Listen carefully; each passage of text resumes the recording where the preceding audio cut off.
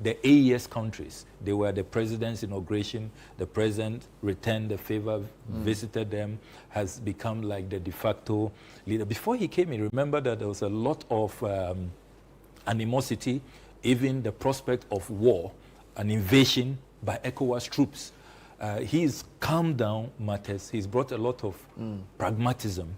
He's pursued rapprochement. And we are in very good terms with these AES countries. At the same time, good terms with the ECOWAS leaders, with AU leaders. I mean, you look at our diplomatic relations, even though you will say probably Qatar and Israel at the worst time of their relations, we are in very good terms with both of them. We have diplomatic ties with them. They have embassies here.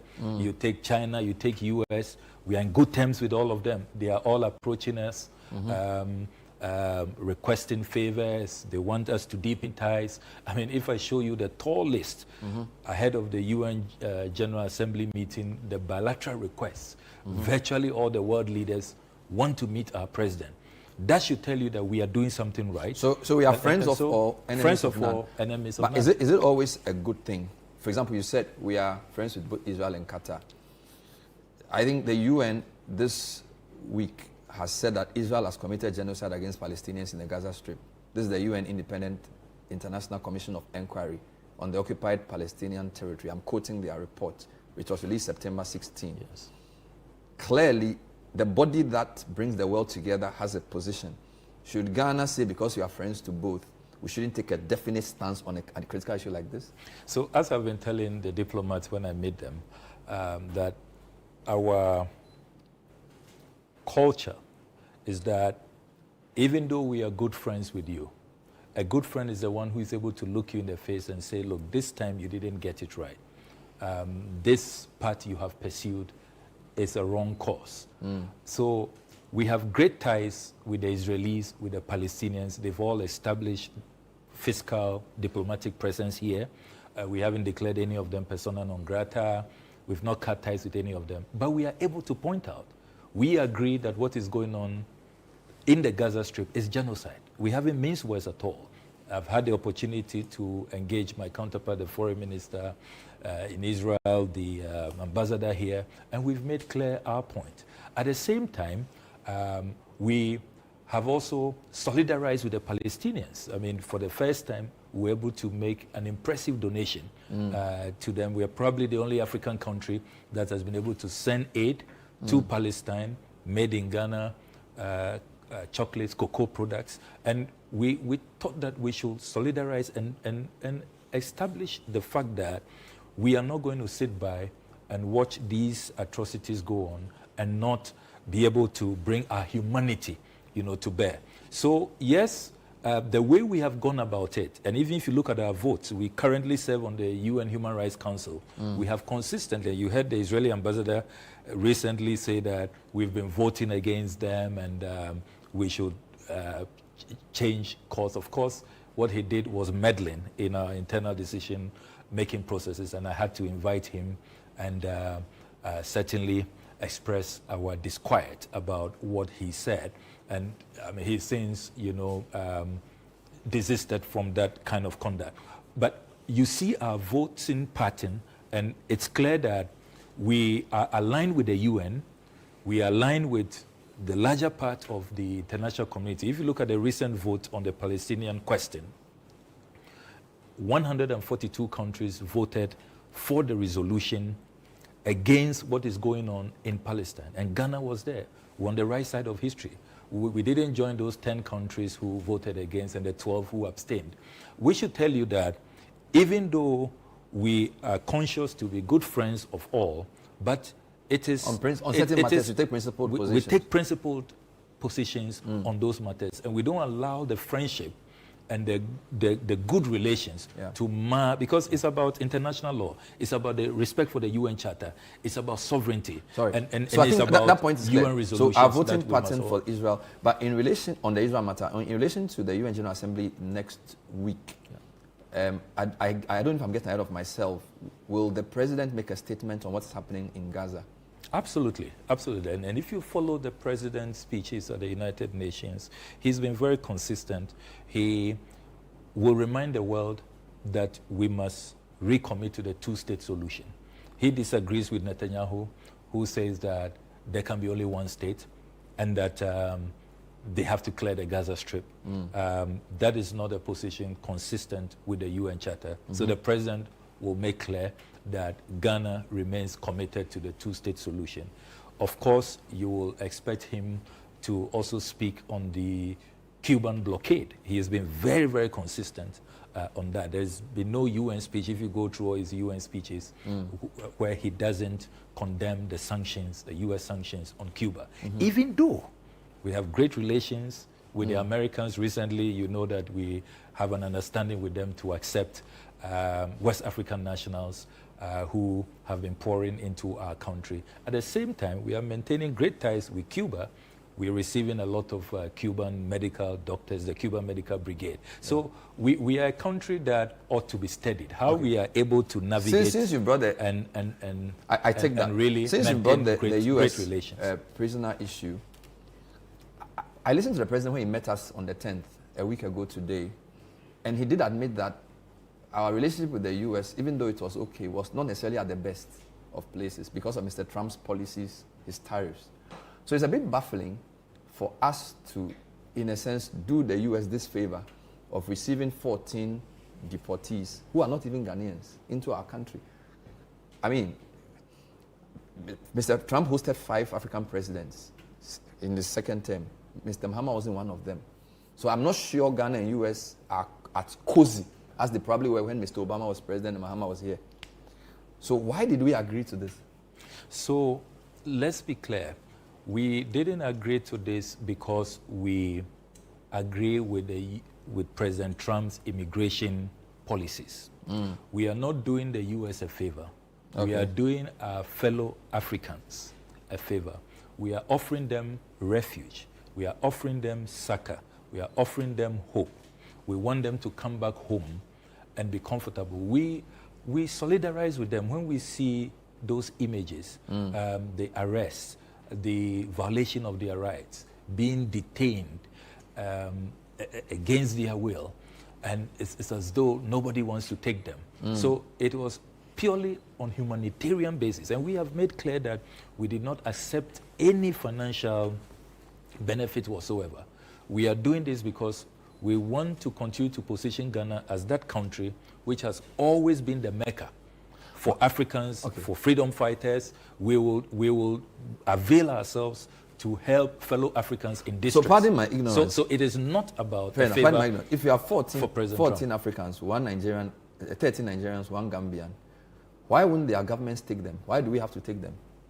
Yes, so you do know that the Americans have been approaching governments they consider friendly. That's what, at least when they engage me, and I've been to the State Department on numerous occasions for these talks, and they have indicated that they are approaching countries they consider friendly countries. Despite the allies. The tariffs. You know, the tariffs the were 10%. The tariffs were general, really. Okay. He slapped it on all countries, so they have said that don't use that to judge our relations. Everybody, you know, received the MCC too. Received we are not getting. Trump's.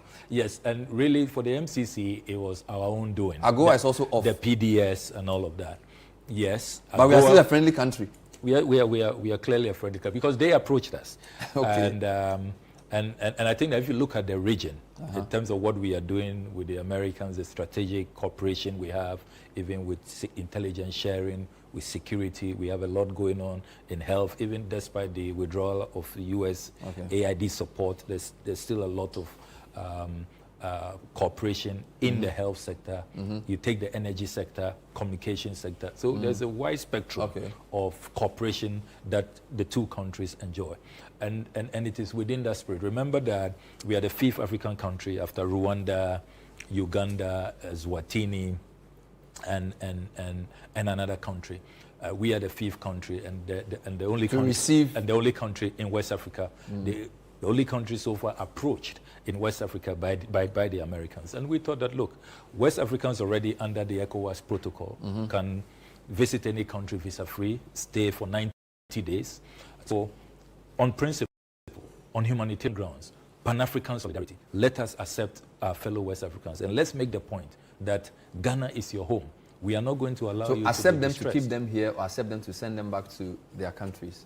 So the choice is theirs, really. For 90 days, if they want to stay here, they can stay. But so far, all of them have indicated that they want to go back after some time, and we've been facilitating that. I can reveal to you that we are expecting another 40. Another 40? Another 40 in the next few days. Of which nationalities?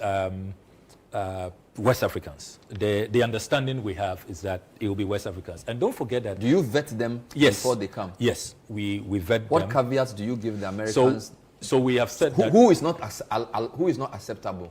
Hardened criminals, convicted criminals. When the background check reveals that you've associated with terrorism, with violent extremism, you are a very violent person. You are on a certain Interpol wanted list for violent crimes, because we have the data. You will not be allowed in our country. So it's really people who probably why didn't you ratify the MOU with Parliament? Yes, so it's an MOU at this stage, just an understanding, and MOUs are not ratified. But really? as the discussions continue, if it is elevated to an agreement. The Guantanamo 3, some people took the matter to court, and I think the Supreme Court held that whatever name you give it, when two countries come up with an arrangement, that places obligations on both of them. Whether you call it a treaty, a contract, it requires ratification. It was a majority decision. Only one person dissented. So I'm a bit surprised you're saying because it's an MOU, it means that it oughtn't have gone to Parliament. The judgment was very clear on the Guantanamo 3, that Article 75 was violated, which says international agreements must go through Parliament. And you are a 4th MP, so at least you could have gone to Parliament. And you have a massive majority. So what's the problem? No, I agree with you. And that is why I said at the press conference I held a couple of days ago that when this is elevated beyond an MOU and it's a full agreement, we will go to Parliament under Article 75 and have it ratified. At this point, it is just a loose understanding. The agreement is enforced. But how can you enforce something you call a loose agreement? That is already enforced. You've brought 14, you're bringing 40. Look, I've inherited so many MOUs that didn't go to Parliament for ratification. And but because of the precedent of the Gitmo 3, I felt like this was, and you know this. So is it an oversight? Are you going to apologize for it, or you don't think you made a mistake? No, it's not an oversight, because we sought the Attorney General's advice. It was discussed in Cabinet, and the Attorney General's advice, and his counterpart, the Attorney General on the U.S. side, also said that, look, this is an MOU, and MOUs do not require ratification. That is why... The Attorney General is wrong, because the judgment is clear. I can read it. Oh, you know better law than the Attorney General? At least the law is there for all of us to read. Unless the English reading of what the Supreme Court said is different to all of us. I didn't see MOUs in that judgment. The language of Article 75 is perfectly clear. The article forms part of the set of provisions governing the role of the executive arm of government in Ghana's international relations. I'm reading the judgment. Yeah. The scope of the article deals with treaties in general. The side notes and the body of the text makes reference to treaties, agreements, and conventions. It is also clear that the instruments referred to relate to Ghana's international relations with other countries or groups of countries, and the article requires that such instruments must be ratified by Parliament. The Constitution makes no mention of any formal distinctions that are dependent on the formality with which such an instrument is formatted or brought into being. Then it goes on to even list MOUs, etc. This is the judgment. This is Sophia Kufu. I'm not the one saying it. So I don't know whether you're saying because the AG says, in fact, if the argument of the defendant in the state, the government, were to be taken seriously, that the transaction being by way of note verbal, executive agreement, memorandum of understanding, diplomatic note, or what have you, is merely an administrative one, then the question arises as to the exact status of the said persons now that they are in Ghana. Are they migrants? It's a long argument. It basically says, once two countries agree on something of that nature, Parliament must ratify. It's very clear. We are working with the Attorney General's advice, and the Attorney General's advice is that when this is elevated to an agreement, it can be ratified. At this point, there's no need for ratification. So the 40 are also coming? Yes. Okay. And on humanitarian grounds. Yes, and don't forget that we also are receiving Ghanaians. So it's not only other West Africans, but there are 166 Ghanaians we are expecting this year. Before 166 Ghanaians. Yes, before, after that we have no problem. Before December. There are people, so they should come. Yeah. But why wouldn't the Nigerians accept their own people? They haven't rejected them. All those who we've called them that, look, your people are here. We're taking because I'm good sure you care are of aware them. that the U.S. court has also judged that even though what Trump did is wrong, they can't stop it. You get it? So it's almost like we are helping the administration commit an illegality. At least per the judge in the U.S. who was adjudicating on the matter that was sent by two of those who were deported. Look, we have always been a Pan-African country. We will always stand up for fellow Africans. We will give them a safe haven. We will give them refuge. Okay. We will not sit idle by and allow their rights to be so violated as though they have no home and nowhere to go to. And I must commend our neighbors so far. None of them have protested. The Nigerians have been accepting those who are transiting through Ghana. The Gambians have accepted their fellow Gambian, and indications are that the 40 coming, when we've contacted our counterparts on the other side, they are happy to receive them. So if the Nigerians are not complaining, I don't know why we should complain. The Gambians are not complaining. We'll take a break. This is the point of view. Tonight, our guest is the foreign minister. He has a lot on his plate. I think he's the, the busiest of the ministers, apart from the president. We'll deal with a few other issues when we come back. There are some Ghanaians in neighboring countries. He went to the Ivory Coast to visit them. We'll take a report on that. And then there are other matters to be addressed in the interview. We are live, so you can send us your comments. Stay with us.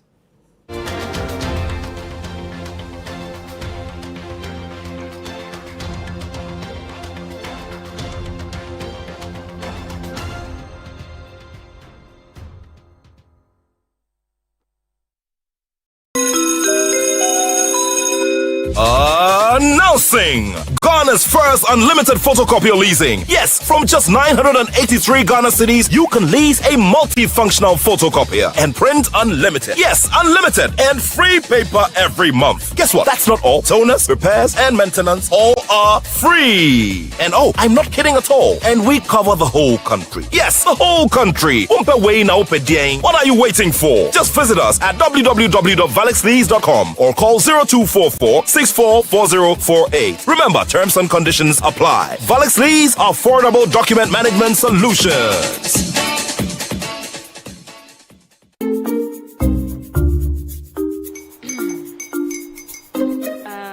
Kwame and his uncle are almost here. Wait a minute. This one too, your friend Kwame. Wait, Kwame. As in the same Kwame again? Yes, mommy. I'm the second coming. Into all this tension just to reintroduce that broke boy from Kaswa. Why would you deceive the family like this again? Now I understand the whole delay. Trot from Kaswa dear. Why wouldn't he be late? Or be later? Of course.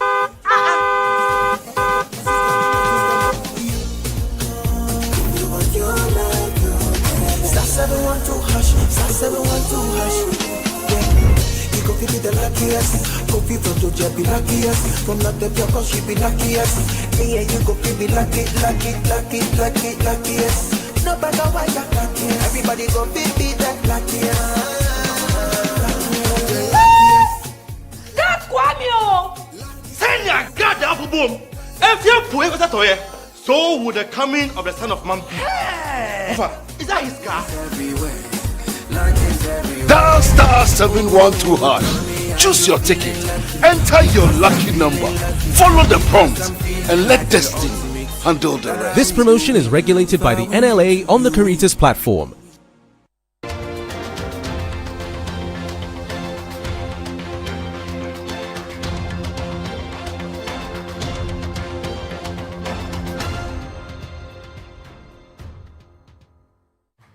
Welcome back. Tonight, our guest is the Minister for Foreign Affairs, who is also the MP for North Tongue, and he's Okudzeto Ablakwa. Next week, there's a UN General Assembly. The President will be going, and he will be addressing the world. I think it's on the 4th or 5th. They will deal with all of that.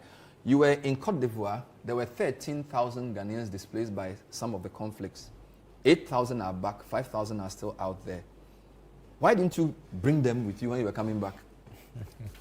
Yes, so I did appeal to them. I delivered a special message from President Mahama, which also appealed to them to return, to give them confidence that the compatriots, the over 8,000 who have returned, are safe. Nothing has happened to them. They have not come back to join them in the camps. So that should give them the full confidence that calm has been restored. There's been massive domination of the communities with police and military patrol teams, making sure that the Penyere area is safe. And I am quite confident that they will all return. Some of them adopting a wait and see approach, but looking at the pace at which they are returning. And I think that the whole episode really, it's very unfortunate. I did ask that we should learn to live together. There are too many of these flashpoints, communal clashes. If it's not land, it's chieftaincy, feudal tensions. We cannot build a nation that way. And I did also ask that they should forgive each other. There should be no reprisal attacks, and made reference to the mediation committee that has been set up to bring this is a matter to do with various ethnic groups, the Gonjas, the Brefos, the Lobbies.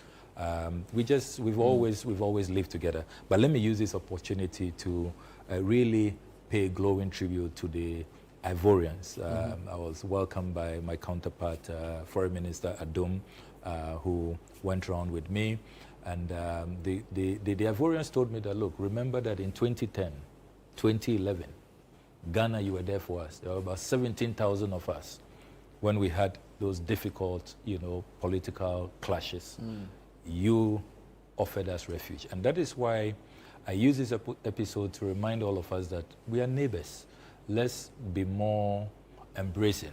In recent times, you recall that I've had to calm down tensions. There was a certain anti-Nigerian sentiment coming up. Of course, what that gentleman the so-called said, Igbo kingdom. It was totally out of place. It was incendiary, reckless, and unacceptable. I summoned him to the office. He apologized. He issued a public statement retracting and apologizing to the president, to everybody. The Nigerian foreign minister came in on President Tinubu's instruction to apologize, calm waters. Unfortunately, some people wanted to continue with demonstrations and all, but I'm glad that the larger Ghanaian society has calmed down. So it's important, in the spirit of good neighborliness, that we are always there for each other. It was Ghanaians helping Ivorians not too long ago, helping the Burkinabés not too long ago, and now it is... But some can argue that the time they came here, they had a full-blown civil war. This was more a communal clash. So to have 13,500 in Côte d'Ivoire and another 2,000 in Burkina, that's quite high. Yes. That's number one. Number two, you did make a donation on behalf of the state to them. Why didn't you organize their return? Because you did go and see the conditions in which you were living. Why did you opt for the voluntary return? Why didn't you say, look, Ghana is a peaceful country. The president has asked me to bring you back home. So come. Diplomatically, you also do not want to create the impression to the Ivorians that you don't appreciate their gesture and you are virtually, disregarding what they've done. So it's a delicate balance. You are thanking them for their warmth, their hospitality, but at the same time, you are urging your compatriots to return. And I believe that they will take our advice and return. Remember that the cash donation was also to help them with logistical arrangements to return. But on their own. We want them to do it on their own, so that it's not as though we are forcing them, they are not too sure, and we are compelling them to return. So I think that opting for that voluntary approach in the circumstances. What conditions did you find them? Because when this happened, the Ivorian media reported the conditions were quite squalid, particularly the Ivory Coast one. So How convinced were you that the 5,000 people, if they were to stay in Cote d'Ivoire for another 1 month, in fact, there was a report that disease could even break out because of the conditions they were living in. So what did you see, and are you sure that it's a good idea to make their coming back voluntary? So by the time I arrived, I have to commend NADMO. NADMO had sent in a great deal of relief items, including food, water, medicines, blankets, and as I interacted with them, they told me that they were doing quite fine in terms of the food items. They have no shortages. Okay. Then we added the cash donation. So I think that conditions have improved, but let's be honest. When you are living like a refugee, like a destitute in another country, that's not your home, you don't have, the comfort of your amenities. I went into the rooms, they don't have furniture, they don't have beds, they just have to lie on the bare floor. Some, very, poor setting, mats. It's not a situation that is ideal. That is the best. So even though we've provided relief items, medicines, money, and all of that, we really will renew our appeal to them to return home. They are largely farmers. They have cattle as well. They are cattle rearers. These are people who on their own are doing well. And it's important that they return. What about those in Burkina home. Faso? Were you able to see them? I asked because Burkina Faso, we know, parts of it have not been stable. Yes. So it's one thing to have your people in Cote d'Ivoire, but it's an entirely different thing to have them in Burkina Faso, southwest. Were you able to go there? No, I haven't been able to go to Burkina Faso personally, but I dispatched our embassy staff there, and they provide me with daily reports. And the latest information is as of yesterday is that the numbers have reduced from 2,500 to about 1,600. And we expect that by next week, we should have a total return to Ghana. So the situation is improving. Unfortunately, we had a lot of difficulty traveling, landing. Our aircraft could not land a couple of times. I had to then eventually fly to Tamale and then go by road, crossing the bridge into the Vonkoro area in Cote d'Ivoire. Because there was presumably no airport there. Yes. Very remote area to get to. Yeah. Speaking of travel, the president's most recent visit was to Singapore and Japan. Yes. And I heard you list a lot of the benefits. Generally, there's East-West geopolitical issues. Am I right to say that Mahama in his second term seems to be more Eastern-facing? India's prime minister has been here. I mean, he's part of BRICS as a high-level leader. Yes. You've been to Japan, Singapore, and I'm sure he's going to go to China soon. Definitely. He will go to US next week, but not at the invitation of President Trump. Yeah. So is Ghana tilting more to the east than to the traditional west? Can I make that conclusion? Let's put it this way. Ghana is strengthening its ties within the global south. So there's a strong South-South alliance emerging. Okay. And we believe that if you look at what is happening in the West now, they are more focused on Ukraine. And they are focused on their internal security. At this point, it doesn't really appear that they want to be outward looking. Yes, they are maintaining ties. They consider us good friends, but in terms of really trade volumes, new strategic cooperation, and business deals, they are rather under pressure because U.S. is not really supporting NATO as they have done in the past. They are all trying to ramp up 5% of GDP to build a strong internal national security resistance because they fear that Russia may have intentions to go back to the empire era. And so they are all living in that fear. Now, if you read the dynamics that way, you will not want to bother them too much. A strategic country and leader would want to tend to those who really, are available and want to be more buoyant with their external relations. And at this point in time, it is the global south, India, China, the Gulf countries, Japan, South Korea.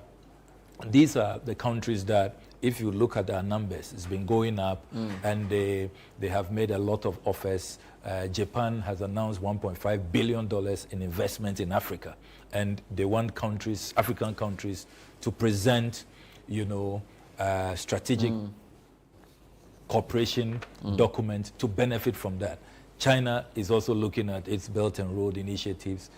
Recently, I signed a $30 million grant for an Aflao market. They are looking at even more, projects in Ghana. They have extended a special invitation to President Mahama. So in October, he will be President Xi's guest in Beijing.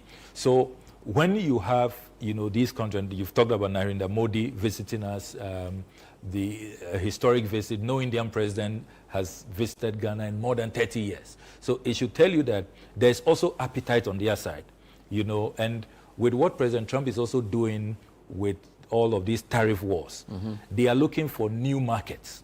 So we have to position ourselves. And as President Mahama reminds us, this is a time in all of this adversity and uncertainty, this fragility, this fracture, this turbulence, we should position ourselves to take full advantage. Okay. And that's what we are doing within a global South framework. And that really we understand has been a strategic the position. Chinese leader met some world leaders recently and sort of presented an alternative view of global leadership. Yes. So I feel the concern is that the Western world has a certain model, and the Chinese leader possibly is the leader of the third world, or whatever they want to call it. Yeah. So we may be forced to make a decision, because you've said friends to all, enemies to none. Yeah. Ghana historically was non-aligned. So instead of the Cold War, which was in the 80s, it looks like there's going to be America versus everybody else. And we may be forced to make a choice. How are we navigating that? Because the Chinese are actually offering a model of world leadership. They are not basically saying just do business. They're saying our way is better than the American way. And we know they and Americans have been at localized for a while. So as we cozy up to the so-called South-South, we are also going to then be potentially alienating ourselves from the US, who have traditionally, in your own words, been a good friend to Ghana. So my mentor, the Osagefo Dr. Kwame Nkrumah, navigated very skillfully at the height of the Cold War, was able to get American support for the Akosobo Dam project. At the same time, got Russian support for our atomic agency. And he navigated very beautifully, founded the non-aligned movement, which Ghana is proud of as a founder.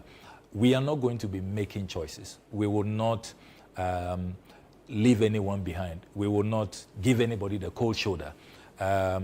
Yes, some people are busy with their internal security. We grant them that. Some are withdrawing aid, some are imposing tariffs. It's their national, choice to make.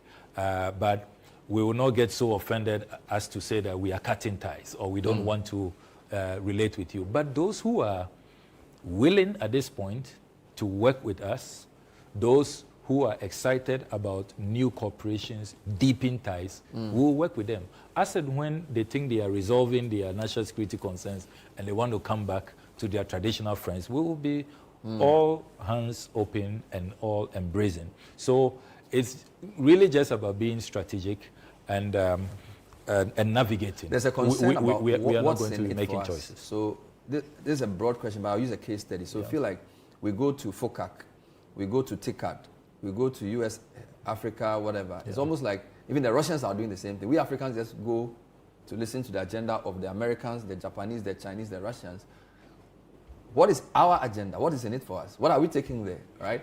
And which is why some people feel like these countries use us. So a lot of people feel like these 14 people who were brought in, is basically Americans using us. Some people even feel the Chinese, the closer we get to them, they do great things for us, but some of their people come and misbehave. Galamsey as an example. So I'm a bit worried about, it feels like everybody's inviting us, supposedly to help us. But who are we inviting? What is our strategic? What are we also looking for? Because I don't know. So if you have observed our foreign policy posture, we go into these meetings with what we want. When President Mahama arrived in Japan, he had a 10-point agenda. The Volivo Bridge was one. He wanted it revived. He needed $100 million for agriculture. The $1.5 billion Japan wants to invest, we submitted our project proposals. So we go with our agenda. When he arrived in Singapore, he knew that Olam wants to expand. We told them that we are ready, provided incentives. Immediately they agreed and said they will come and establish a 43,000-ton factory for pasta, which they have started. They hope to complete next year. Then he talks about the accommodation situation in our universities. He says, start with a pilot. I want 10,000 hostels at the University of Ghana. They are about to start that. He goes to their lab for testing. He says that we have an issue with poor quality of roads. And he wants testing labs to be established for quality construction materials. That is being done. So he had his agenda before arriving. We meet, we strategize, we have a paper before we go for this. And we don't really care about what others are doing. So then if you've also noticed, check the bilateral negotiations I've been having with my counterparts. When the Serbian foreign minister came to meet me, what did I present on the table? I said, I need visa waiver. I need jobs, a labor mobility agreement. And it's been granted. We've signed them. When I met my German counterpart, I said, we want a labor mobility agreement because you have an aging population. We have a very youthful population, median age of about 20. I see. You know, we must benefit. So I've been telling colleagues at the foreign ministry that, look, it's no longer going to be about just conferences and popping champagne and dressing nicely. It has to be impactful. And what are we giving in return? You listed the things. Impactful democracy. You listed the things that so Japanese will visa give us. waivers. What is it going to cost us? We are getting visa waivers. We are getting scholarships. No, I'm saying we are getting projects, funding for our projects. What are we giving in return? Access to our markets. Access to our because some people feel like you give off not a problem. All the things that are nice things we need. But these are products, a bridge, a factory. But some people feel you are giving away your sovereignty, all right? Your ability to say no. And I go back to China because we do know that there is a province in China where a lot of the people who come and either do illegal mining or sponsor it come from. So whilst you are collecting all these products, you are also giving away your freedom. Not at all. I went to that city, Nanning. I went there myself, met with the mayor, met with the governor. After that, I announced new visa measures that we are no longer accepting group visa applications. Is that the problem? Is group visa yes, or single visa the because problem? When we did the analysis, coming in droves, claiming they are coming for conferences and they have all kinds of conventions, it turns out they are just coming to do Galamsey. And so it doesn't allow for our officers to vet them properly. So once it's a single application, you're able to vet thoroughly to really assess what the person is coming to do. If it's not a credible businessman or a credible tourist, you deny them the visa. So we, in as much as we have been out there looking for good deals for our country, we have not been pushovers. We have been very, very firm. There's a concern that the issue of foreigners in Galamsey, this government has not been truthful to us. When Aisha Human was deported without being prosecuted, you took issue with that. You wrote and criticized Osafo Mafu for this. This government seems to have the same policy. When Muntaka met the press, he said, when we catch foreigners in Galamsey, we will deport them.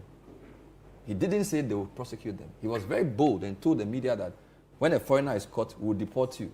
That is a complete betrayal of the position you and other leading members of your party took in opposition.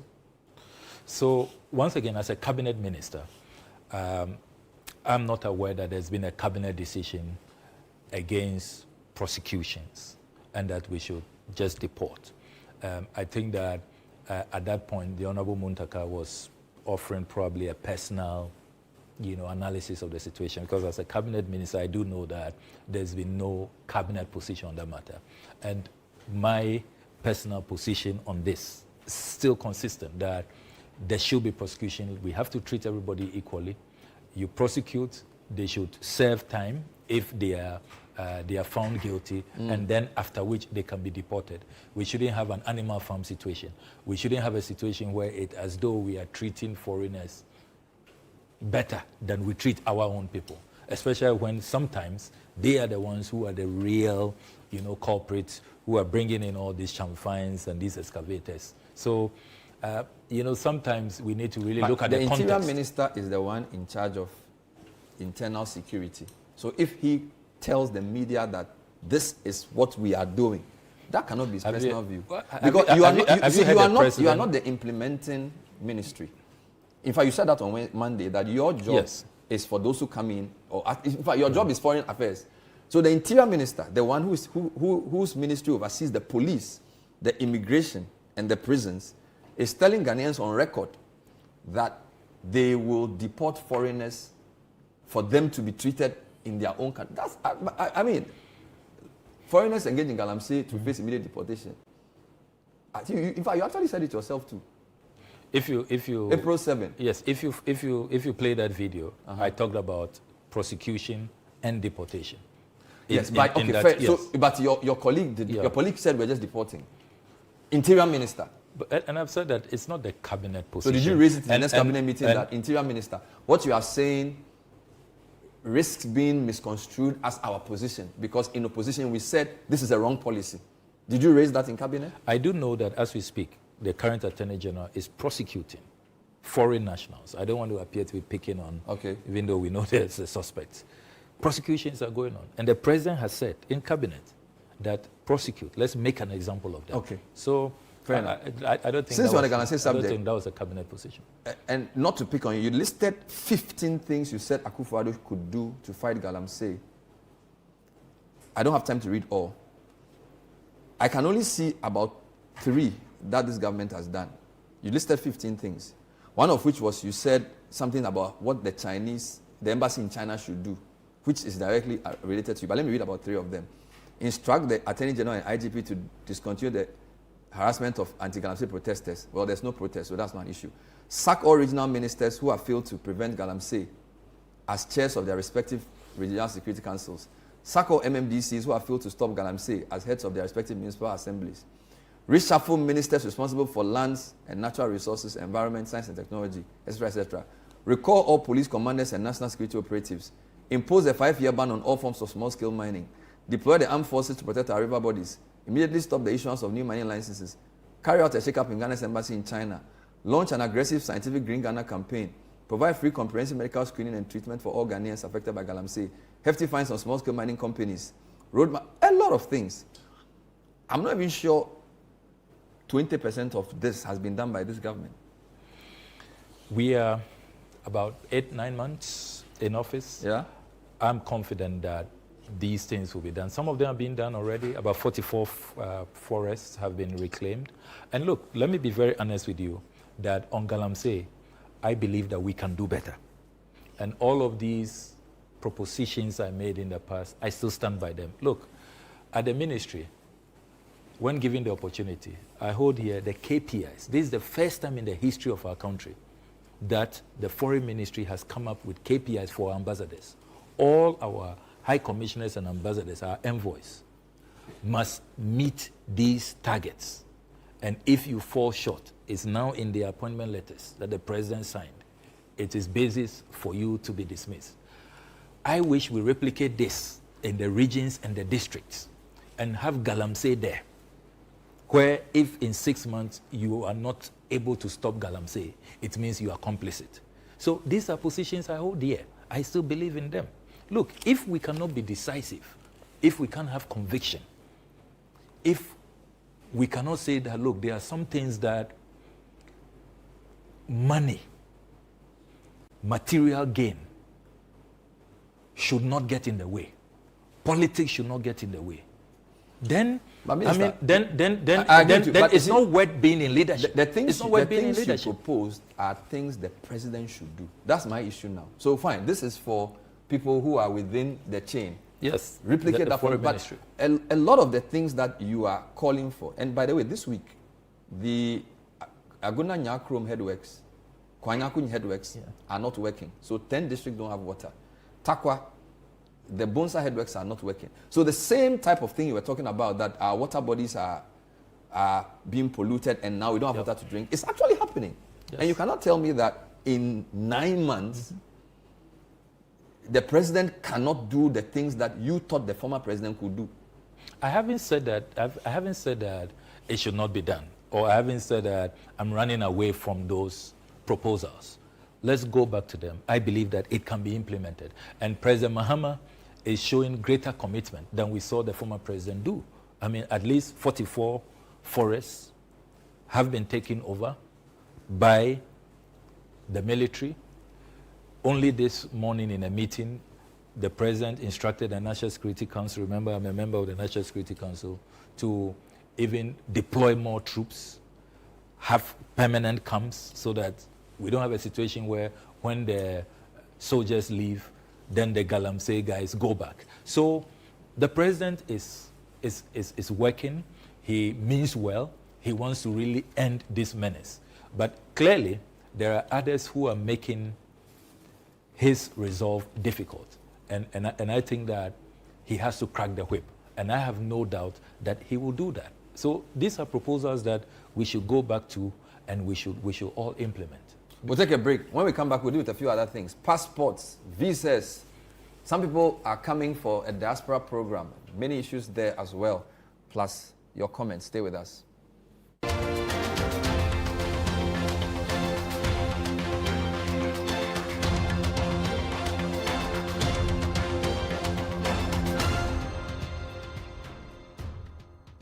A member who we are seeing now, at risk of prostate enlargement. We a member or her 20 ebitiminya prostate cancer, 5 bitimi afamu nadia ubefamu. Actually, this is not my fault. And to wada, entina midi maniche Executive Prostate Center. Executive Prostate Center is a unique medical center where we harmonize in-depth traditional medicine with cutting-edge science and technology to cure, to treat, and to prevent diseases like prostate enlargement, prostate cancer. Executive Prostate Center. Madame home. Facilities no any professional medical care. Sisi a bibia clear system no. Ye nro ne so de natural. Into be koso afama ye. Executive Prostate Center. My cured.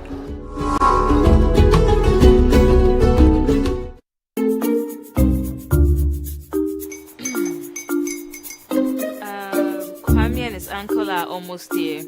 Wait a minute. This one too, your friend Kwame. Wait, Kwame.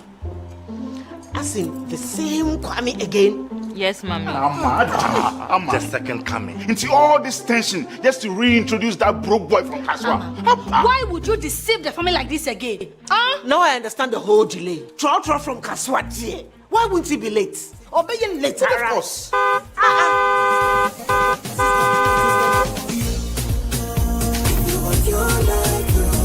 Star 712 hash, star 712 hash. You go feel the luckiest. Coffee from Georgia be luckiest. From not the cause she be luckiest. Yeah, you go feel be luckiest. No matter what you're luckiest. Everybody go feel be the luckiest.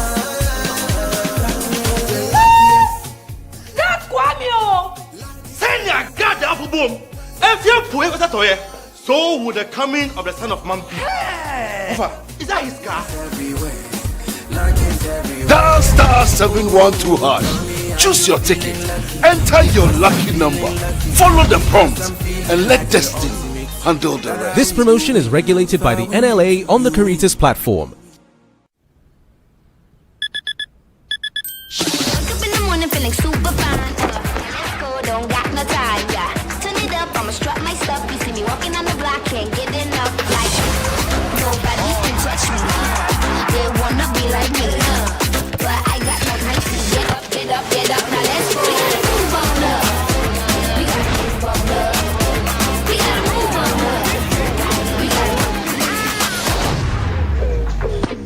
play me for?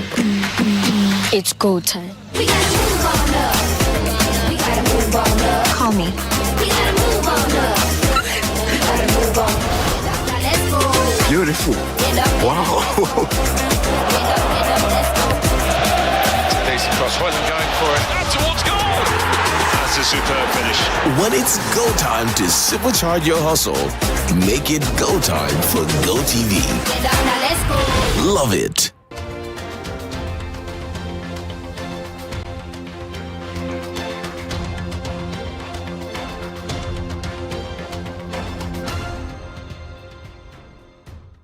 We're still here with the Foreign Minister, Okudzeto Ablakwa, and we're discussing a wide variety of issues. Thank you for staying. We've gone around many things. Engineer Kenashigbe, who is the leader of Media Coalition, says, Bernard, please ask him about the president's promise for more action. Oh, turbidity of water is now 32,000 NTUs. Oh, he adds oh again. So it's getting worse. Yeah. It's getting worse. And I don't know if you have the president's ear, but I really feel like being one of the voices in opposition on Galamsey, you need to let the president know that his government's credibility is at risk. No, absolutely. I've made a point that we should do more, and let me commend Kenashigbe for his consistency and he's a vanguard. He's fighting for our collective survival. I mean, look, we're on a suicidal path if we do not stop this. And look, coming after the tragic loss of the 8 fallen heroes, including my own brother, Dr. Mane Buama, I insist, and I've said this time without number, that the only befitting honor we can give their memory is to win this war against Galamsey. If not, it means they died in vain. What would those young children think of us, particularly those of us in leadership now, in the same party? They paid the ultimate price, sacrificed their lives in the fight against Galamsey. We must take it up and we must win this war. And I insist that we must do more, and I believe we can do more, and I still have tremendous confidence in President Mahama. I told you about the actions he was taking today, the directives he gave, and how he said that they should ramp up, there should be more military deployment. I have every confidence in President Mahama. The Catholic bishops want him to declare state of emergency in Galamsey-prone areas. Do you agree with them? The president says he wants to exhaust other options. It means that he has more, plans and initiatives, to deal with it. I think that we should give him the benefit of the doubt. When you're commander-in-chief, what you see may not be exactly what we can all see. And there's been new measures that he's announced today. Let's see how those new measures play out. But I would insist that we can do better. Final point, non-related to foreign ministry, but oral. Some people argue that Galamsey and oral are two of the big reasons why a lot of people supported your government. And it seems as if the oral momentum has waned, partly because you, who was the leader, you are now foreign minister, some of the other people on oral are doing other jobs. And people are not seeing any loot being recovered. So are you still briefed on oral? Is that still your remit, or you handed over? No, I've handed over as chairman. But let me say that I agree with pundits and analysts who say that, look, two things. Oral, Galamsey. If we don't make sure we succeed in the fight against Galamsey and in Operation Recover All Loot, we are doomed. We are finished. I mean, you can't mince words about that. So on oral, I know the Attorney General, as the President announced, has concluded a number of dockets. And after the legal vacation, he's been briefing us in Cabinet. He will be filing cases. I would also want to urge the public to look at what sectorial ministers are doing in terms of recovering loot. Okay. That is why at my press conference, I provided a tall list. For example, all the lands that were sold under very, hazy circumstances at the foreign ministry, we have reclaimed that. We've reclaimed all our lands back. The attempt to sell our Lagos property, $1.5 million was paid to this chap, one Mr. Mensa Bonsu, who didn't pay the money to government chest. He has been arrested. We have stopped the sale. Has the money been recovered? No, unfortunately not. But at least he is in the firm grips of national security. The attempt to sell the Lusaka property, we've stopped it. The $3.5 million Abidjan renovation, we have stopped it. I understand now we are not going to be paying rent for some of our embassies. We want to build. Yes. Is that more cost effective? We are spending $50 million on rent every year. And so $15 million? Yes, it's atrocious. I mean, with $50 million, you can be owning your own property. So what's the solution? So the solution is the strategic transition from rental to developing our own properties. Okay. And so the finance minister has appointed a transaction advisor. He's putting together a consortium of banks, and they will be spearheading. So we are going to build Ghana houses? Yes, we have 23 countries where, because of our good bilateral relations, they donated land to us. Free land? Free land. And some are even threatening to take it back. Wow. When we were in Malabo, they're threatening to take it back. That, look, if you don't come in, because you are really devaluing such prime locations. So we've asked them to hold on.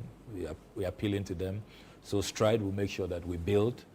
We started a competition, which is creating some excitement. We want to depart from the era where everything was going to one person, as you recall. So we want architects, everybody to, compete, put up their designs, and we are going to build a Ghana house, embassies that we will own, so that we can save money. Is this mostly Africa or also Europe?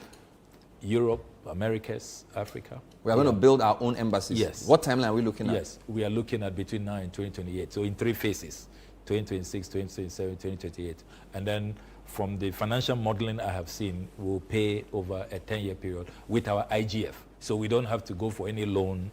So like the charges for visas and for passports? visas, for passports, yes, we'll channel that. 2 questions have come. Hello, Bernard. Kindly ask the minister what has happened to the visa-free for all Africans to Ghana announcement. Yes, so President Akufo-Addo made that announcement in the last days. It is an announcement that we agree with. Is Pan-African, and Ghana should be in the forefront of, visa-free movements on the continent.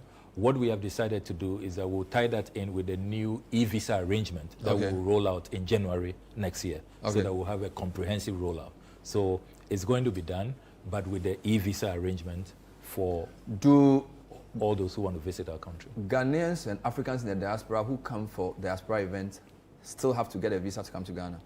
So those in the diaspora will always have to apply for visas, particularly, we have a lot of our diaspora community in the United States, and they go to Washington or New York to apply for visas. But I announced today that ahead of the Diaspora Summit 2025, there will be no visas required, no visa fees required. No visa at all? Yes. So once they are coming for the diaspora conference? Once you register and we have the data. And they are coming as diasporans? Yes, for the diaspora conference, no visa at all. That's amazing. Yeah. So hopefully that can become permanent in the future? Yes, in the future. Because really, I mean, we can't say that we want to reunite. We are the champions of reparations, the mecca of Pan-Africanism, and then people have to pay. To what extent are you courting them for diaspora investments? Because I believe a lot of Africans in the diaspora want to invest in Ghana. Yes, you're right. You're right. I've submitted a cabinet memo for what I'm calling the diaspora bond. Okay. So that they can invest. We'll use it for projects. Look at what Ethiopia has done with the dam project.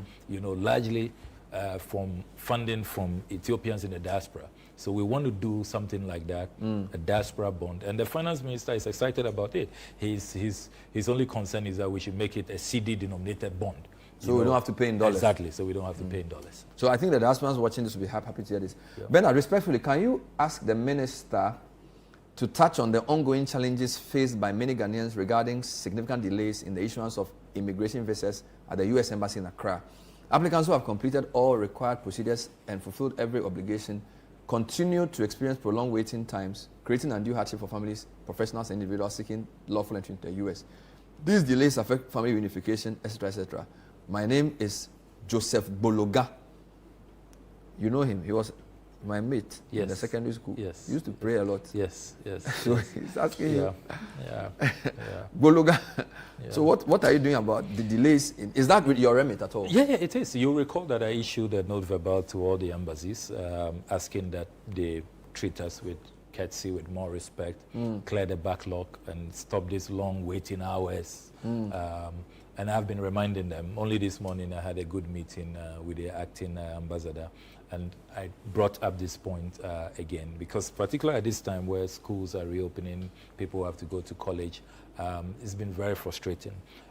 They tell me that there was a clock in their system where some people have hijacked the application process, but I've said it is their duty to fix it and to make sure that we do not inconvenience, people who really have, because look, sometimes it can be a medical emergency, you know, it's a life and death situation. So, and we don't want a situation where people now have to travel to Liberia, to Sierra Leone, because they can't get a date. Some even go as far as Angola. Because they can't get a date in Ghana. To get visas. I mean, it's not acceptable. So I've mounted pressure. I've said they have to fix it, and I'll keep talking about it. Let's deal with a couple more points. Presidential travel. The president is going to the UN, and he's still going to use a commercial flight. What is the status of the presidential jet? The last briefing we had in cabinet is that the jet remains in France for servicing. So it is not available. Do you know how long it's going to be there? No indication at this point. No indication. I remember when the helicopter crash occurred, the Otum Force said Ghanaians should not politicize air travel and prioritize the safety of our public officials. I'm not quoting him, but he said it in paraphrase, suggesting that if we need to get a new aircraft, let's get it, because the life of our leaders is very important. What would you need to see about the quality of our presidential jet to convince you that we need to get a new one? So I think, first of all, in this discussion, we should look at best practice. All the countries we go to borrow from, we are begging them to renegotiate our debt that we cannot pay them. How do they conduct themselves? Do their leaders have presidential jets, pack it, and go charter ultra-luxury jets? There has been an attempt to distort what we were speaking against and what I was championing. I am saying that, like other countries, let's have a presidential travel policy. When there's a presidential jet in pristine condition, use it. Don't leave it, and then you go and be chartering. If you have issues with the jet, come to Parliament, open up, let's have a discussion. The monies we are wasting on those charters, then we can use it to get what will be beneficial to us. In the United States of America, if you are president and you use Air Force One for your private campaign, your private campaign is billed, you have to pay back, reimburse the American taxpayer. So that's best practice. So we should situate this discussion in proper context, within the context of value for money, of prudence, of frugality. But the question is, who determines the quality or the state of the presidential jet? Because as we are speaking, the jet cannot fly our president. Yes. I'm sure in opposition, when Akufo-Addo was president, his people could argue that he had to charter flights because the jet was not in pristine condition. They cannot argue that way, because I gave them the opportunity in Parliament. I filed a question. The defense minister came to Parliament. I asked him pointedly, directly, what is the state of the jet? And the defense minister told me, and all Ghanaians, the records are there, that the jet is in good condition. It's airworthy. His words. Is this 2022? Yes. Around May, June? Yes. That's what the defense minister told us, not me. That the jet, and indeed, to be fair to the defense minister, at the time that President Akufo-Addo was refusing to use the presidential jet, other African leaders asked to use the jet and were using the jet, like President Weah, President Madabi of Sierra Leone, President Ballo of Guinea. That's a fact, well documented. They did not depend on where the jet was going. You know, so because a jet can do a short hop trip. And if you are flying a jet from here to say Liberia, it's not the same as from here to France. Again, I say people should go back to the facts. When we became broke, when he refused to listen to me, we were plunged into an IMF program. His last 1.5 years checked all the places they were claiming our presidential jet could not go to.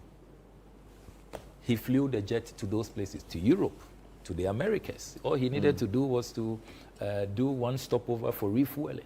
Fair enough. It was the defense minister who told us that the main reason why the jet was not being used by President Akufo-Addo was that it wasn't luxurious enough. Those his words? That the president... Did he use the word luxury? That the president could not shower. Is that what he said? He said yes. In Parliament? In Parliament. He said it was not luxurious enough? That the president could not shower in the jet. That's what he said? Yes. I see. It's documented. It's in the Hansard. Fair enough. But my point is that now we have history to guide us. Yes. And we've also had a major air traffic disaster that has really saddened the nation. If our president is traveling to Japan or China or US, are you saying that he should keep going with commercial flights? Because we've said in the past that whatever. I mean, if the president is not in a good condition, why don't you come and tell Ghanaians that we need to buy a new one? What's wrong with that? So, first of all, let's await the outcome of the investigations on the helicopter crash. We do not know at this point that the crash was because the jet was not fit for purpose. The helicopter was not fit for purpose. I'm not even saying that. So let's I'm wait. not even saying. I'm saying that. I'm saying that the way you couch the question. What I'm saying is that can lend to that. No, we do know that our presidential jet is in France for repair. Yeah. Nobody wants to put a president in a jet that they don't believe is absolutely perfect. That's my view. The accident only makes people more afraid. It doesn't mean that it was caused by faulty. Good. So that's what I'm saying. Good. So I'm glad you agree with me that let's wait for the outcome of the investigations.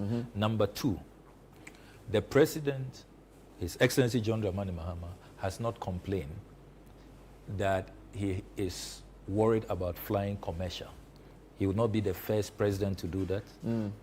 Most of our presidents did that, particularly when presidential jets were not available. Is that more cost effective compared to owning, chartering, and commercial? If you put it all together, are you saying that you've done the work to say, as for example, UN, he may go with 50 people, I don't know how many. Are you telling me that that's a more cost-effective way of traveling? Absolutely. Because the work I have done, if you look at what we spend, what President Akufo-Addo was spending on these charters, an hour, and all the costs that come with it, it's nowhere near. When you charter a jet, talk to the aviation experts. Flying commercial, the cost, the total cost, comes nowhere near the cost of chartering these jets. Absolutely nowhere near. Absolutely nowhere near. Beyond the jet. And this discussion should be situated within protecting the public purse, which President Akufo-Addo himself said he will ensure that he protects the public purse. And read the Hansard of 1999, when President Rawlings was trying to purchase a Gulfstream 3. President Akufo-Addo's arguments.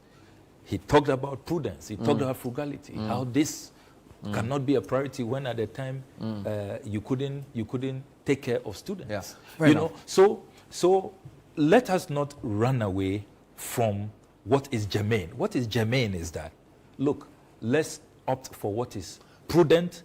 Yeah. Look, the two are not mutually exclusive. You can still go for safety, the safety of our president, of our leaders, and still be frugal, be prudent. What I've heard from you is that depending on what the final verdict is on the current jet, a decision will be made. That's good enough to hear.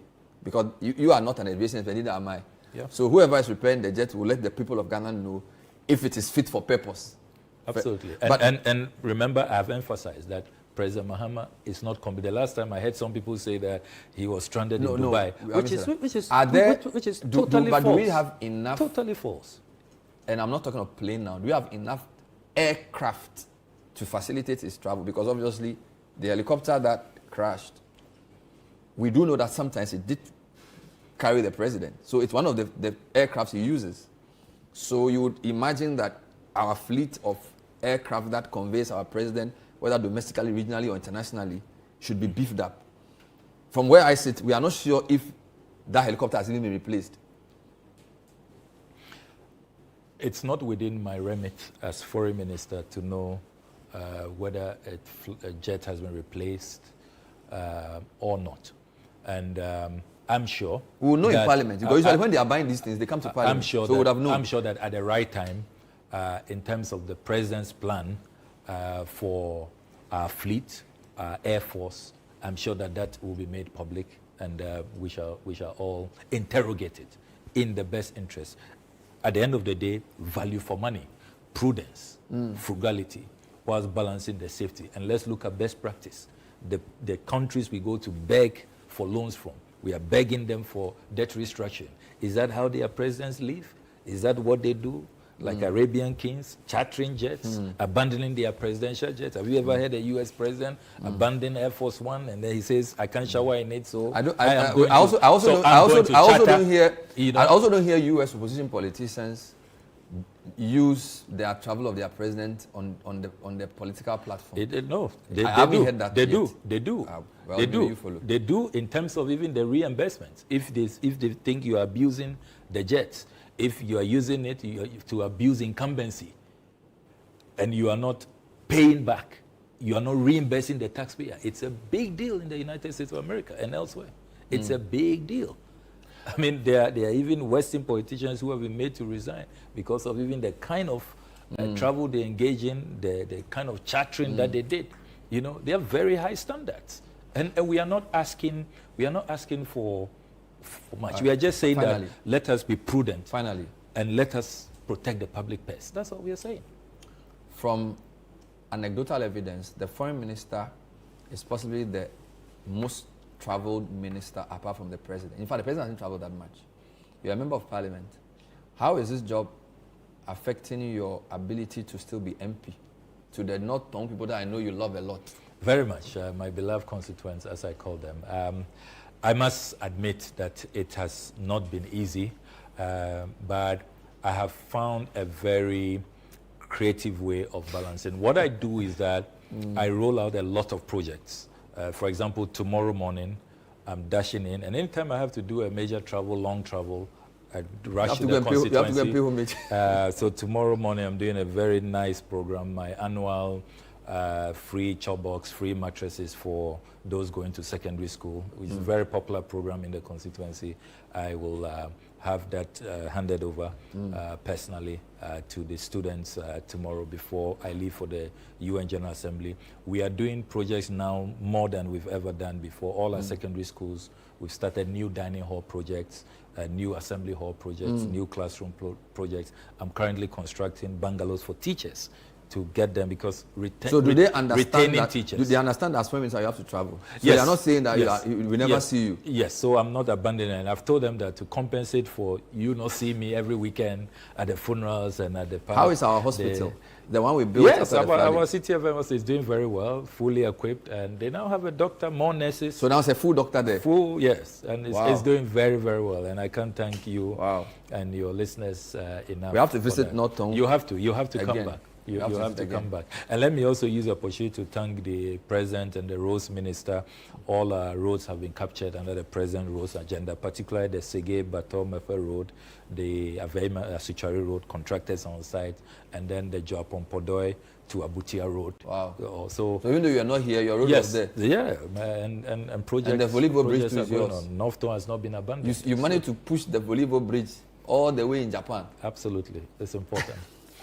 It's important. We wish you well. We wish you well. Honestly, thank you for coming on the show. Thank you, my brother. We've been speaking to the Minister for Foreign Affairs and MP for North Tongue, Okudzeto Ablakwa, and he gave a press conference on Monday, and he's given us a big interview. Thanks for watching. We'll see you next time. Bye-bye.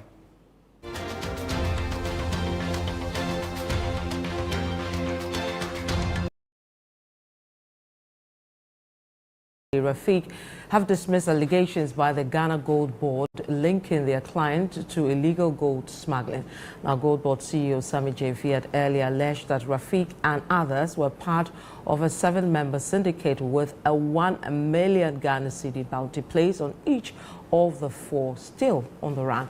But in a statement, lawyers for Rafmore Gold described the claims as, quote, unfounded. Now, for more, we are joined in the studio by the Deputy Media Relations Officer for Gold Board, Zainab Al-Hassan, to give us some more on this development story. Zainab, welcome. Thank you. How is Gold Board doing? Gold Board is doing very well. Right. So we saw the statement from the client, the lawyers for Rafiq, and they are denying all that your boss said just a few days ago. Okay. So at the moment, we are yet to give a full address on the statements they have actually made known to the public, denying all the claims that have been leveled against them. So as far as Gold Board is concerned, we are yet to, go delve deep into whatever communique they've issued. Okay, but you've seen the communique that they put out? I think I am yet to come across it. You've not seen it yet? Not yet. Okay, I'll send it to you in a bit to look at it. But the bounty you're putting on each person is 1 million Ghana cedis. That's huge. Yes. What is the value of the gold they stole? And give us more details around that. Okay, so initially, one Abdul Razak Saidu, he was the first person to be arrested by a task force, and with him, 3 suspected substances believed to be gold. It was worth 9.2 kg, which is worth 10.2 million Ghana cedis. Okay. That was the first gold we retrieved from the suspect, which is the Abdul Razak guy. But then upon further investigation, we realized that there is one other accomplice called Bernard Nkrumah, who operates with the name Benak Enterprise. Actually, he is one of our license holders. We've issued a license to him, a tier 2 license holder at that. Yes, so he was using his office, or let's say his license, to be buying on behalf of Rafmore. Okay. He was buying on behalf of Rafmore Gold Limited. We realized that upon further investigation, we realized they have actually traded in gold smuggling worth 100 kilograms, which is approximately 100 million Ghana cedis that's huge. For the past 2 months.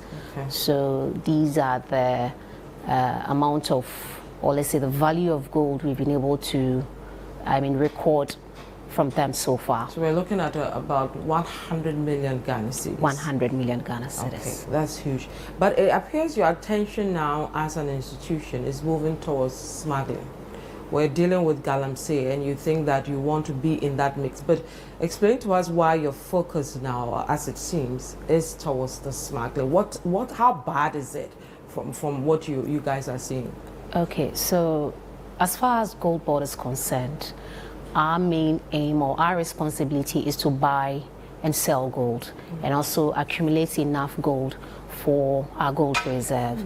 But at a point, each and every year or every month, when we draw the statistics of the number of golds we've accumulated or the revenue we've generated, we realize it is below expectation. But then, ever since the hunt for gold smugglers came into the picture, we've been able to at least, let me say, with a small gold exports, we've been able to export as much as 66.7 tons of gold from January to August alone. Okay. From January to August alone, and it is worth approximately $6 billion Ghana said $6 billion, as compared to last year, 2024, where gold was, I think it was 54 or something tons of gold, which was just worth 5 point. I'm not getting the so figure it was a right, single but it was, billion, and yes, you're doing double it was figures lower now. than. Last year's record was lower as compared to this year's record of gold so we've the been value able to and the export volumes have increased. so far. Exactly. Right. So it all boils down to the fact that the fight against Galamsey has been able to given birth to this great performance by the gold board. So you believe Galamsey, where we are in terms of government's efforts, is what is helping you increase the value and the volume. Exactly. But there's also the concern that we still see a lot of gold that you have getting into your, bullions from illegal mining. How are you distinguishing the two, and how are you not getting it from there? If you look at the case with the people you've now put out that they are wanted, you see the traces of that in there. How are you distinguishing and ensuring that you're clearing all that we are experiencing? Okay, so if I should get you right, you want to know how we'll be going about clearing the gold smuggling menace. Yes. All right. So we have actually established a number of operations that would help in curbing this whole menace. For instance, we have a task force which we inaugurated somewhere in July, and this task force has been very helpful because we actually put out our toll-free lines in the general public that anyone with information about gold smuggling can blow a whistle. Okay. And whenever that happens, our task force are there to carry on an operation to, seize arrests gold smugglers or seize their gold. Okay. So that's number one. And then number two, what we are also doing as far as gold smuggling, curbing the menace is concerned, is that we have taken off that 1.5% withholding tax on our raw gold. When we extract it, we've been able to take that out. So it's even one of the things that has encouraged gold traders from smuggling, because previously that withholding tax was actually causing a lot of problems for them. It was too much for them. Reason these gold smuggling cases were being recorded. Okay. Yes. And we've put so many measures in place. Just recently, which is I think on Monday, we supported the National Anti-Illegal Mining Operations Secretariat. We supported them with 5 million Ghana cedis worth of cash, and then also supported them with 5 Toyota Hilux pickups to intensify their operations against illegal mining and gold smuggling. I'm happy you spoke about prices, because somebody just sent a message. He says that Gold Board is purchasing our gold at lower prices than the market offers. Has that come to your attention? And if you can take us through your benchmark and coming up with your prices. Well, we actually have two prices. If you go on our website, for instance, we are dealing with the world market price and then the local price. The world market price is rated in ounce. So if you are buying as much gold worth an ounce, it is quoted in the world market price. But if you are buying it locally per pound, we also have it in. We also have a specific price for that. Okay. But then, among the two, we don't have monopoly over the world market rate. It is a standardized price that the world market comes, and then we have to follow. Okay. So you can't say Gold Board is Gold Board actually has some kind of influence on the pricing. So you're just going with the world market. We are just going with the world market's price, and then the local prices which we regulate ourselves. So you find a way to balance the two, but obviously they don't seem to be happy with that, with the price that you come up with at the end of But the I day. mean, recently we placed a bonus on, with a local price, we placed a bonus for those who go to purchase directly from the miners. Okay. Yeah, we added about 800 cedis, something amount to the previous price we actually came out with. So at least in a way, we've been able to attend their... You've done well for them. We've been able to help them in a way. Okay. As I don't know why they are still complaining. Well, with a twist with one more. But then finally, there are calls for, President to declare a state of emergency in areas, where we find illegal mining. You are supporting the fight against illegal mining, donating 5 million, cities, Toyota and all that. What's your position on that? Declare or not to declare? For now, we have not actually decided on whether to go for or against. When would you decide?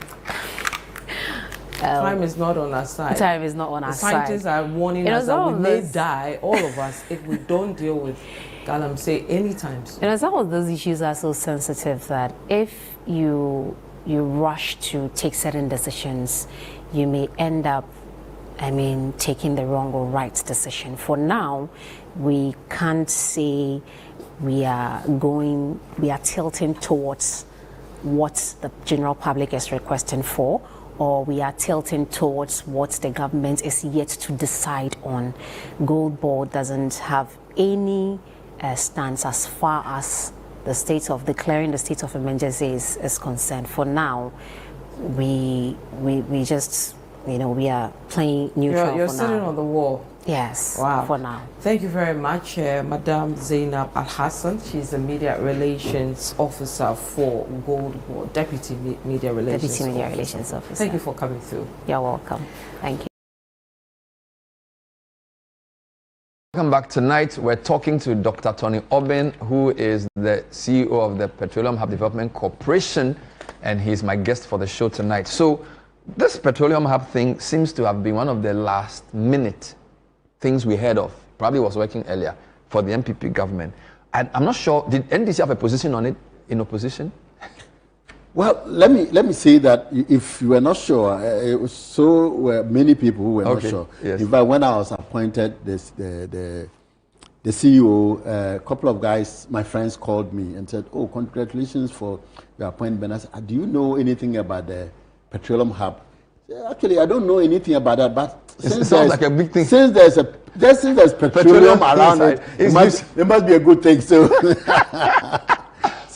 wow. and that's the reason why in recent times we've taken time to try and explain. So what is the hub? What are you supposed to do? What's the hub about? And you asked if NDC had a position on that. Yeah. You see, this whole idea of how to use our petroleum resources, not only sending that as crude, not only exporting that in its crude form, has been something that has been discussed by past governments, especially since the discovery of petroleum in commercial quantities in Ghana. However, the last government crystallized the idea. They crystallized the idea to the extent that they passed a law. I think it was the Petroleum Development Corporation, Petroleum Hub Development Corporation Act 2020, Act 1053. Just to establish this concept. So 2021, 22, some infrastructure was established for the office. People were hired and all that to man the office. So I think, President Mahama has said that he is not going to discontinue good things that have been started by his predecessor. So this is one of the things that President Mahama is demonstrating, that things that are good and that will benefit Ghana will not be discontinued because the previous government started it. But this is what the Petroleum Hub is about. It is an integrated petroleum complex where 4 key activities will be undertaken at an identified location. And this location is Jomoro, which is in the Western Nzema area. Now, the 4 key things that will be done are 2 jetties, just to be able to allow ships, vessels to berth and to take crude and bring, to bring crude and take refined materials, and then to also build 3 refineries. 3 refineries. The third one is establish 5 plants of petrochemical industry. Okay. And then also establish various integrated tanks, storage tanks at a particular area. Now, this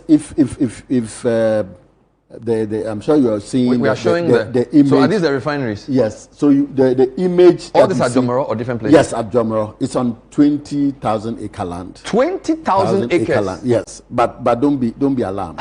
I know that the sound of it is quite alarming. That's massive. But don't be alarmed. So all this will be on this land. There will be a whole township, new township, modern township, which will be akin to Rotterdam. I'm sure the port town in Netherlands. Yeah, exactly. So Rotterdam or what is this place? Las Palmas. In Spain. Yes, Spain. And then also in Singapore. Now these are the areas where, in fact, we have to be bold in this. And the good thing is that it's a private sector led project. It is not government that is going to find $60 billion to develop all these things. Government is creating the environment, like the free zones, creating the environment for private sector to do this development.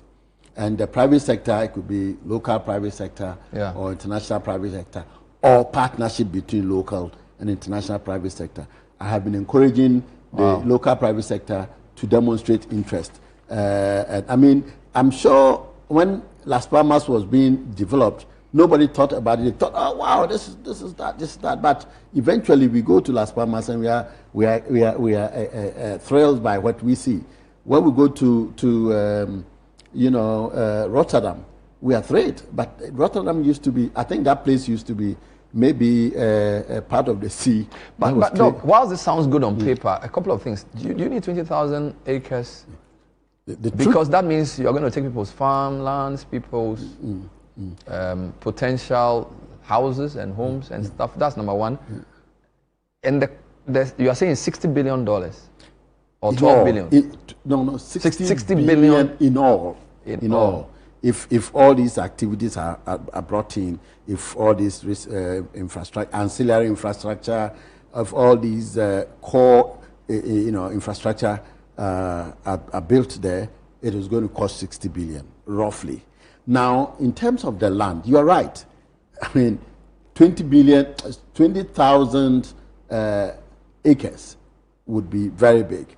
However, out of the 20,000, about 8,000 of it is complete wetland and lagoon.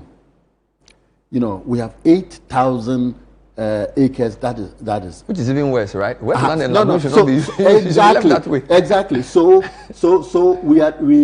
we've taken that land, so we protect it. It's for so you're not going to develop on it? No. So for conservation purposes. So you're only going to use 12,000? No, we're going to use less than 12,000. Okay. But you need to protect that. That government has to protect it anyway. So by using the hub, you are keeping. Yes. But if you build a refinery close to it, isn't that going to cause a problem? No. The refinery will not be built close to it. Fact, there's a conscious effort. I think the EP has done some work already, and we're still working, doing some work on how to conserve those areas. And that's very important, because can you imagine if those areas close to the hub would be allowed, would be just free no man's land? People would do anything in those wetlands and lagoons. So the point to be made here is that the wetland and the land for the hub itself will be about 8,000 8,000 hectares. I say hectares, acres. But the rest would be for conservation. I have more questions for you. Yeah. And then you're talking about compensation for our people.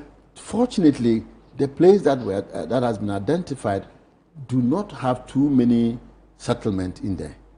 Okay. Yes, there's not much settlement in there. In fact, there's one community, a small community called Kablesuazo, Old Kablesuazo, which I use often as a key example, because this Old Kablesuazo is between the beach, the ocean, and then the lagoon. And, you know, because of high tides and rising sea levels, when the tides are high, they push the community backwards. And then when it rains, the lagoon also tries to push them backwards. So they are hemmed in, you know, in a way. So they themselves even are yearning to be relocated so that they can join they have some other community, which is Kwablesiazo number 2, which is a natural you know, movement to that place. So yes, the 20,000 sound extraordinary, but for the hub of this magnitude, it is only on 8,000. The rest will be preserved. My main question is that there's a global push towards green energy. So you mentioned Rotterdam and Las Palmas. That was